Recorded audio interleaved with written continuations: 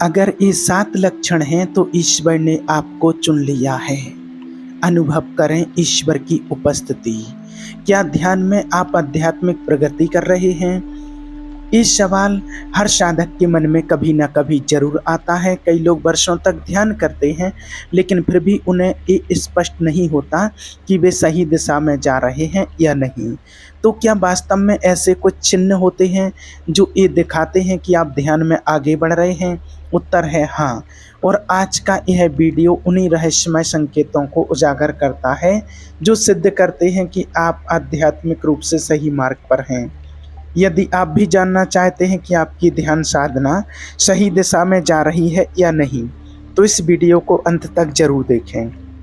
ये आपकी पूरी आध्यात्मिक यात्रा को बदल सकता है। यह वीडियो प्रेरित है परमहंस योगानंद जी की पवित्र शिक्षाओं से, जो योगी कथामृत, ऑटोबायोग्राफी ऑफ योगी जैसे विश्व प्रसिद्ध ग्रंथ के लेखक हैं। उनकी शिक्षाएं आज भी लाखों लोगों को ध्यान और आत्म साक्षात्कार की ओर आकर्षित कर रही हैं। योगानंद जी ने कहा था, मानव जीवन एक यात्रा है और इस यात्रा का सबसे बड़ा प्रश्न है, मैं कौन हूँ, मैं यहाँ क्यों आया हूँ। जब हम स्वयं में गहराई से झांकते हैं तो समझ में आता है कि जीवन केवल सांस लेने, खाने, विवाह करने या परिवार पालने का नाम नहीं है। जीवन एक गूढ़ रहस्य की खोज है, उस आत्मा की खोज जो हमारे भीतर छुपी है। सच्ची प्रगति उसी क्षण शुरू होती है जब मनुष्य इस प्रश्न से टकराता है, मैं केवल शरीर नहीं हूँ तो फिर क्या हूँ। जानवर अपने अस्तित्व पर प्रश्न नहीं उठा सकते, लेकिन मनुष्य में एक विशेष शक्ति होती है, बुद्धि। ये बुद्धि केवल सांसारिक कार्यों के लिए नहीं है बल्कि उस परम लक्ष्य को पाने के लिए है जिसे आत्म साक्षात्कार कहते हैं। योगानंद जी कहते हैं, हम हजारों किताबें पढ़ सकते हैं लेकिन ईश्वर द्वारा रचित यह सृष्टि स्वयं एक दिव्य ग्रंथ है। और जब हम ध्यान और आत्मचिंतन के मार्ग पर चल पड़ते हैं तो यह दिव्य ग्रंथ धीरे धीरे हमारे लिए खुलने लगता है। जब स्वयं भगवान गुरु बन जाते हैं तब जीवन का हर प्रश्न हमें अर्थपूर्ण लगने लगता है। ऋषि मुनियों ने, उपनिषदों ने, वेदों ने ध्यान और आत्मनिवेशन के माध्यम से परम सत्य तक पहुंचने का मार्ग दिखाया है, परंतु यह मार्ग आसान नहीं है। यह एक तपस्या है, एक आंतरिक युद्ध है मन की चंचलता के विरुद्ध। जब कोई साधक अपने चंचल मन पर विजय प्राप्त कर लेता है तभी वह ईश्वर से सच्चा मिलन कर पाता है। यह मिलन केवल तभी संभव होता है जब मन पूर्ण रूप से शांत और स्थिर हो। चिंतन और विचारों का बिखराव आध्यात्मिक साधना में सबसे बड़ी बाधा है। यदि हमारा मन इंद्रियों की तरफ पूरी तरह उलझा हुआ है तो हम उसे ईश्वर को समर्पित ही नहीं कर सकते। और जिस चीज में स्थिरता ना हो, शुद्धता ना हो, तो ईश्वर भी उसे स्वीकार नहीं करते हैं। जैसे जल में प्रतिबिंब केवल तभी स्पष्ट दिखता है जब पानी शांत होता है, वैसे ही परमात्मा की झलक भी केवल शांत मन में मिलती है। जहाँ हमारा हृदय आकर्षित होता है वहाँ हमारा मन भी अपने आप खिंच जाता है। इसलिए यदि हम अपनी इच्छाओं और भावनाओं पर नियंत्रण पा लें तो मन को ईश्वर पर केंद्रित करना सरल हो जाता है। जिसे भगवान मिल जाते हैं उसे फिर किसी और चीज की आवश्यकता नहीं रहती, क्योंकि वही तो पूर्णता का स्रोत है। इसलिए पहले ईश्वर को खोजो, बाकी सब कुछ अपने आप तुम्हारे जीवन में आ जाएगा। जब हम ध्यान में गहराई से उतरते हैं तो ऐसा प्रतीत होता है कि ईश्वर हमारे भीतर जाग उठे हैं। एक अनुपम शांति, एक दिव्य अनुभव हमें अंतर से भर देता है। यही दिव्य चेतना हमारे सारे दुखों और अंधकार को मिटा सकती है, लेकिन केवल आशा करना पर्याप्त नहीं है। परिवर्तन के लिए प्रयास आवश्यक है। हमें अपने भीतर पवित्रता और ईश्वरीय अनुग्रह की ज्वाला जलानी होगी, तभी सच्चा रूपांतरण संभव होता है। सच्चा साधक जानता है कि सद्गुण कभी नष्ट नहीं होते, जबकि दुर्गुण वे केवल क्षणिक भ्रम हैं।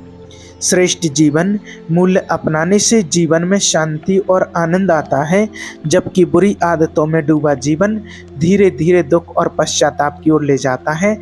जो मनुष्य अपनी वासनाओं के अधीन रहता है वह अनजाने में ही दुख को अपने जीवन में बुला लेता है। दैनिक जीवन की नीरस दिनचर्या में फंसकर हमारा मन अशांत हो जाता है, डर, असंतोष और बेचैनी से भर जाता है। कभी कभी धार्मिक उपदेश या तीर्थ यात्राएं हमें थोड़ी देर के लिए प्रेरित कर देती हैं, लेकिन जब तक मन स्थिर नहीं होता वह प्रेरणा टिकती नहीं। लेकिन जब हम ध्यान और एकाग्रता के मार्ग को अपनाते हैं तभी सच्चा अनुभव प्रारंभ होता है। शुरुआत में ध्यान कठिन लग सकता है क्योंकि मन तत्काल परिणाम चाहता है और अधीर हो जाता है, लेकिन ध्यान का प्रभाव धीरे धीरे गहराई से प्रकट होता है और यह निश्चित होता है। आवश्यक है केवल निरंतर अभ्यास। बहुत से नए साधक ध्यान में चमत्कार या दिव्य दृश्य खोजते हैं। वे कुछ सत्रों के बाद ही देवता या संतों के दर्शन की आशा करते हैं, लेकिन ऐसी अपेक्षाएं विशेषकर तब जब समय से पहले की जाएं विकर्षक और भटकाने वाली हो सकती हैं। साधना कोई चमत्कार नहीं, यह एक शुद्धिकरण की प्रक्रिया है। जैसे सोना अग्नि में तपकर खरा बनता है, वैसे ही साधक अपने मन को ध्यान की तपस्या से पवित्र करता है। सच्चे दिव्य अनुभव केवल तब आते हैं जब साधना गहरी, निरंतर और निस्वार्थ होती है। ध्यान की शुरुआत में अधिकतर कल्पना या मानसिक चित्र होते हैं। ऐसे भ्रमों से बचने के लिए यह लाभदायक होता है कि ध्यान करते समय आंखें आधी खुली रहें और दृष्टि को तीसरे नेत्र यानी दोनों भौहों के बीच के केंद्र पर टिकाया जाए। यही वह द्वार है जहां से चेतना उच्चतर आयाम में प्रवेश करती है। लेकिन किसी भी दृश्य अनुभव से भी अधिक महत्वपूर्ण है ईश्वर के प्रेम की तीव्र लालसा, क्योंकि जिस मन में प्रेम है उसी में भगवान स्वयं प्रकट होते हैं। ध्यान में आध्यात्मिक प्रगति के सच्चे संकेत पहले अंतर्मन में शांति का खिलना। जब ध्यान गहराता है तो एक विशिष्ट शांति साधक के भीतर उतरने लगती है। ये कोई शब्दों में बांधने योग्य अनुभव नहीं होता, बल्कि हृदय से महसूस किया जाने वाला एक गहन आनंद होता है। शुरुआत में मन भटकता है, कभी अतीत की स्मृतियों में, कभी भविष्य की आशंकाओं में, लेकिन जब साधना निरंतर होती है तो यह अशांति धीरे धीरे कम होने लगती है और एक भीतर से उठती हुई मौन शांति फैलने लगती है। जब मन स्थिर हो जाए तब आत्मा बोलने लगती है और जब आत्मा बोले तो ब्रह्मांड सुनने लगता है। वैज्ञानिक दृष्टिकोण से ध्यान के समय मस्तिष्क में अल्फा और थीटा तरंगें सक्रिय हो जाती हैं, जो तनाव को घटाकर गहरे विश्राम की स्थिति उत्पन्न करती हैं। जैसे जैसे मन स्थिर होता है, समय जैसे ठहर जाता है, विचार हल्के हो जाते हैं और हृदय एक सूक्ष्म आनंद से भर जाता है। यही साधक जानता है सच्चा सुख बाहर नहीं भीतर है। दूसरा, भीतर से आनंद का उदय। जब विचार शांत हो जाते हैं और मन स्थिर हो जाता है तो एक दिव्य आनंद भीतर से उभरता है। यह आनंद किसी वस्तु, परिस्थिति या व्यक्ति पर निर्भर नहीं होता। यह एक शुद्ध, शांत और व्यापक अनुभव होता है जो धीरे धीरे स्थायी बन जाता है। विज्ञान भी इसकी पुष्टि करता है। ध्यान के समय मस्तिष्क में एंडोर्फिन और सेरोटोनिन जैसे फील गुड हार्मोन्स अधिक मात्रा में स्रावित होते हैं, जो चिंता को घटाकर गहरे संतोष की अनुभूति कराते हैं। ध्यान की गहराई में उतरने वाला साधक अनुभव करता है कि वह अदृश्य प्रेम और शांति में नहाया हुआ है। ईश्वर को पाना किसी दृश्य को देखने जितना नहीं, बल्कि स्वयं को भूलकर उस चेतना में डूब जाना है। यह अनुभव कोई क्षणिक उत्तेजना नहीं है, बल्कि साधना के अभ्यास से यह धीरे धीरे हमारी दैनिक जीवन शैली का हिस्सा बन जाता है। मन की अशांति कम होती है और यह दिव्य आनंद जीवन पर हावी होने लगता है। और तीसरा है भीतर से अंतर्ज्ञानी स्पष्टता का जागरण। जब ध्यान गहराता है तो भीतर से एक नई तरह की बोध बुद्धि, एक अंतर ज्ञान जागने लगता है। ऐसा लगता है जैसे जीवन के जटिलतम प्रश्नों के उत्तर अब बाहर नहीं, भीतर से स्वयं ही उभरने लगे हों। यह ज्ञान किताबों से नहीं आता और ना ही यह किसी शिक्षक द्वारा सिखाया जाता है। यह पहले से ही हमारे आंतरिक अंतर चेतन में विद्यमान होता है। ध्यान उस आंतरिक आवाज को स्पष्ट करता है। बुद्धिमत्ता ज्ञान से नहीं, मौन से आती है।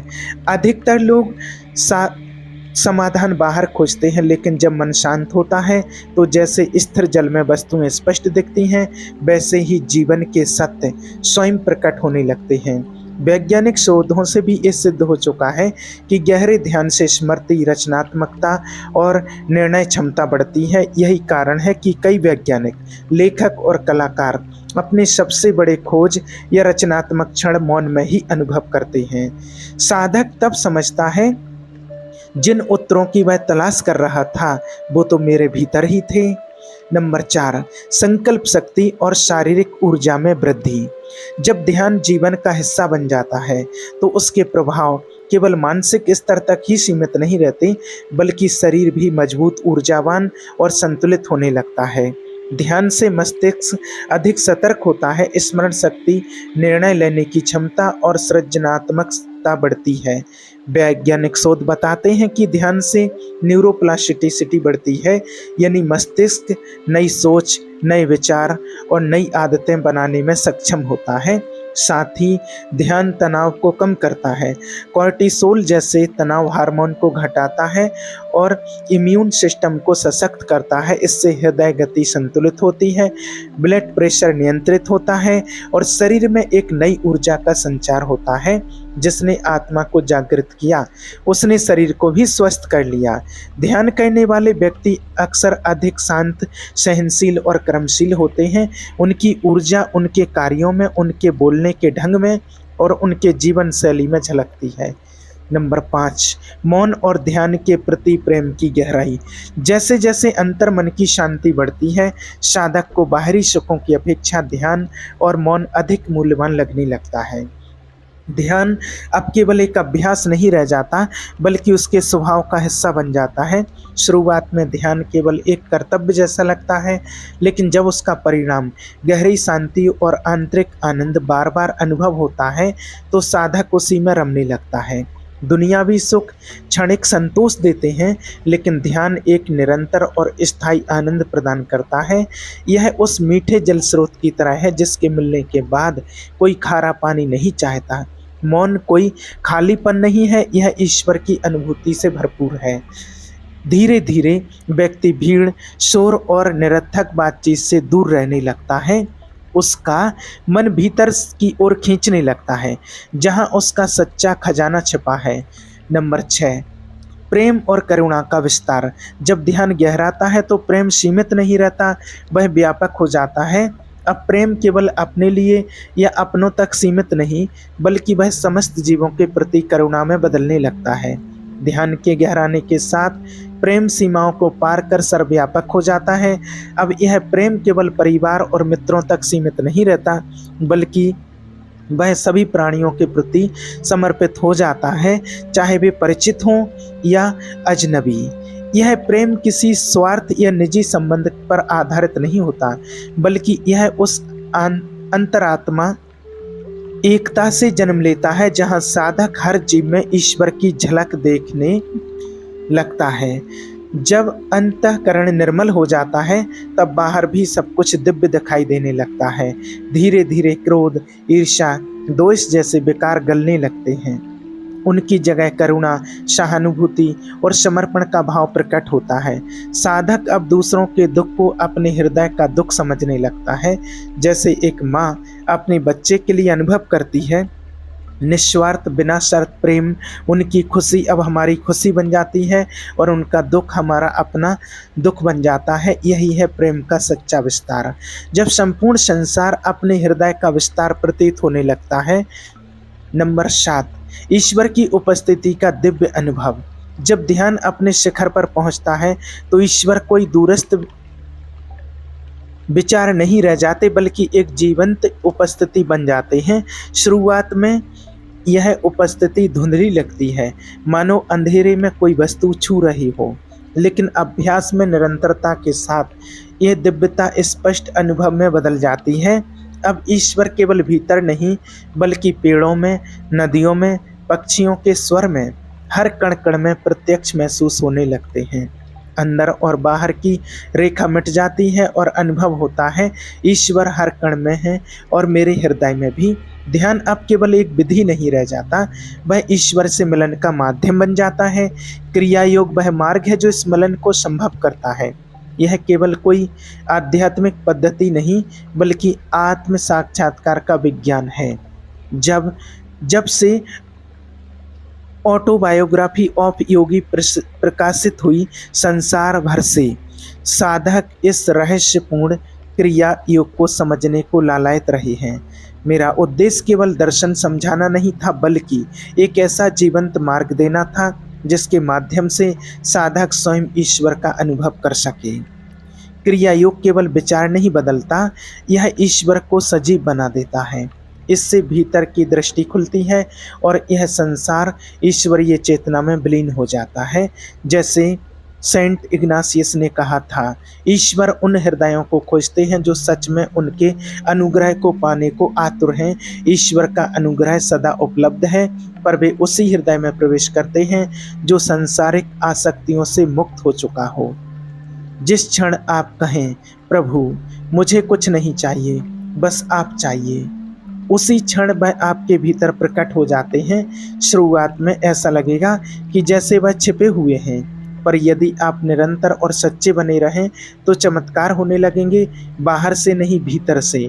और एक दिन आप उन्हें देखेंगे, अनुभव करेंगे, उनसे बात करेंगे, और जब आप एक बार उनकी उपस्थिति में स्थिर हो जाएंगे, तब कोई भय, चिंता, दुख आपको छू भी नहीं पाएगा। यदि इस अनुभवपूर्ण यात्रा ने आपके हृदय को छुआ हो तो कमेंट बॉक्स में अपने विचार साझा करें और मिलते हैं फिर अगले वीडियो में। तब तक के लिए आपका धन्यवाद।